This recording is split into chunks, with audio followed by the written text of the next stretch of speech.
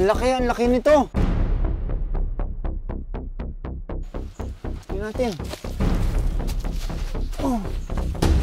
Siguro nagwa-wander around to. Wala siya sa lungga niya, no? I think ito yung tinatawag nilang black tarantula ng Romblon. And nagpapahinga siya dito. Mukhang lalaki ito dahil ang liit ng abdomen niya.